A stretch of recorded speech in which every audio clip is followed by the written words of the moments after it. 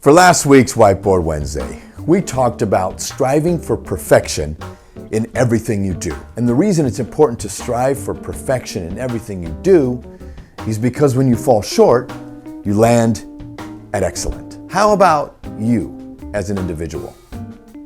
Does it make sense to strive for perfection in you? Today's Whiteboard Wednesday, we're going to talk about being an excellent you. Is it even possible?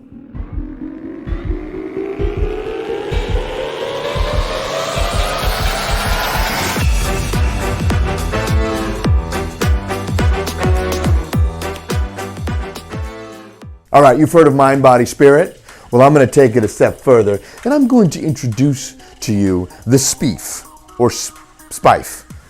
One of the two. SPIF, SPIF, however you pronounce it, this is what I'm going to tell you.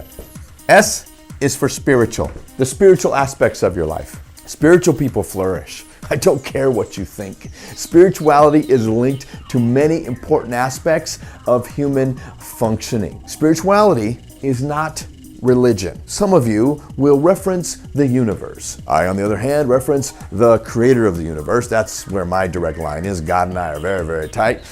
And you can go directly to the creator of the universe. You don't have to stop with the stars in the universe. Go one step above.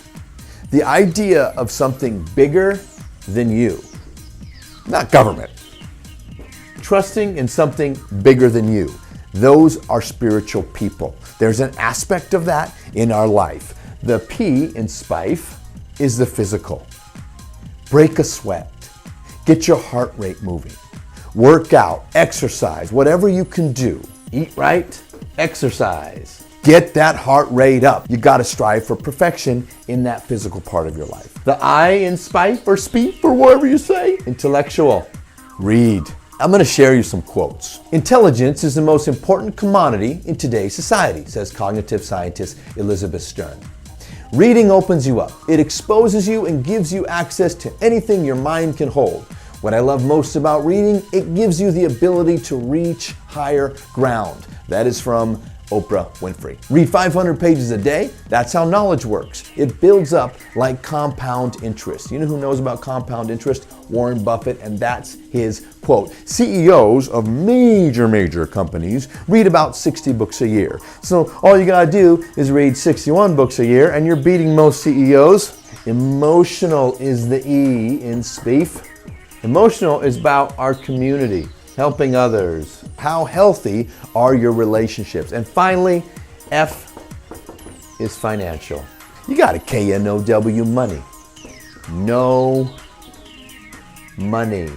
It's more important for you to know how money works than to have a lot of money. Just ask those that win the lottery. A lot of them don't keep that money. So we're talking about an excellent you, striving for perfection in your spiritual life, in your physical life, in your intellectual life, emotional life, financial life. If you fall short, which you will fall short, you're going to land as an excellent you in your spiritual walk, in your physicalness, in your intellectual. Imagine being excellent in all of these because you're striving for perfection in all of these. The first place to start, stop cheating. Some of you, in your physical, you need to stop cheating with the cheat meal. You need to stay healthy for years and years and years. In your spiritual walk, need to stop cheating. Some of you, in your emotional and your relationships, need to stop cheating. Cheating on your taxes. When you stop cheating, you're taking your first step in striving towards perfection, in which you'll fall short and you will be excellent. Simple. You can stop cheating. It's very easy to stop cheating. Some of you, this is resonating with. Yet you're like, well, Troy, you don't know. I mean, I was with you. Only the things that I've done, where I'm headed, I just can't. It's too late. It's not too late. You can change the trajectory of your life. As a recruiter, they would tell me, someone's past, the things on their resume, is a predictor of how they'll be in the future. I call bogus on that.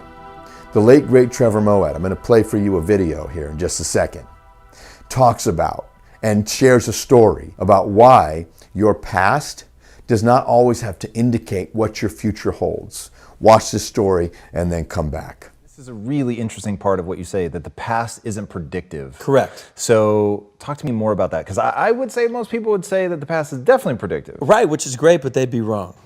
Right? So they would be wrong. And the simple fact of the matter is the past is real. Okay? So the only thing that makes it predictive is if my behavior stays the same.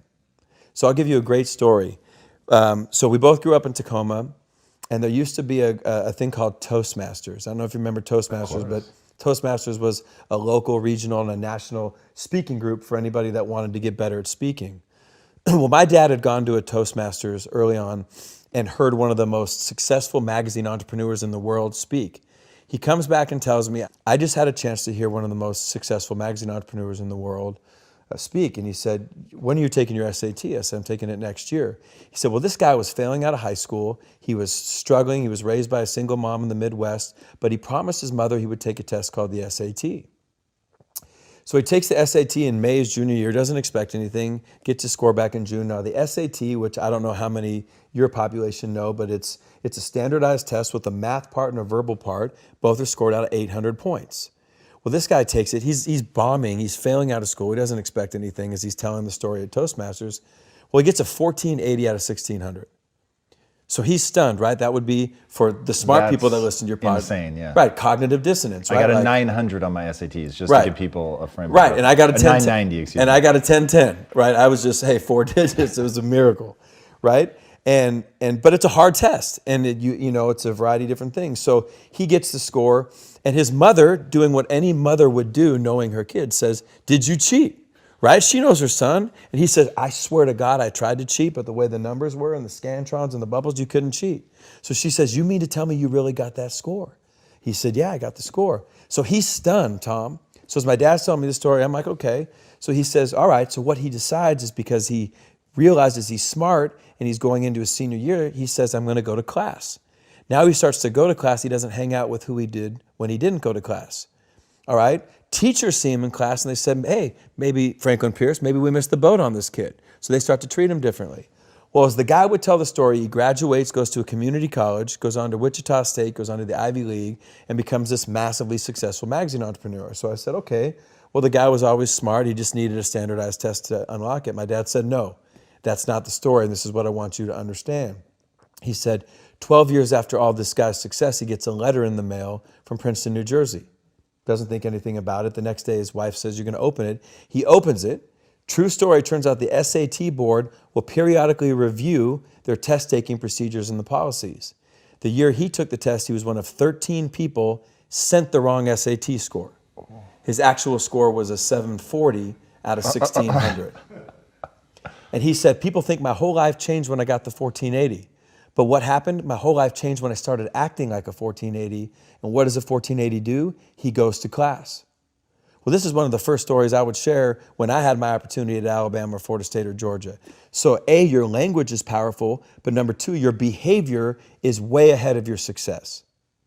And so many people let their feelings dictate what they do as opposed to throw your behavior out there. Russell Wilson's 5'10". He shouldn't be playing pro football, but he behaves like the best quarterback in the country, and he's done that since before he was at that level, and then his feelings and emotions and his skill caught up to that behavior. I think the lesson my dad was trying to teach me ultimately was, in addition to my language, what I do, not how I feel about my past, is going to determine who I am in the future. Wow, isn't that amazing? Language is power. Eliminating some of the words in your life can take you in a whole different direction. And finally, behavior comes before success. Change your behavior in order to change the trajectory of your life so you can find the success and you can live a fulfilled life. My name is Troy Ritchie, and if you don't know me, you will.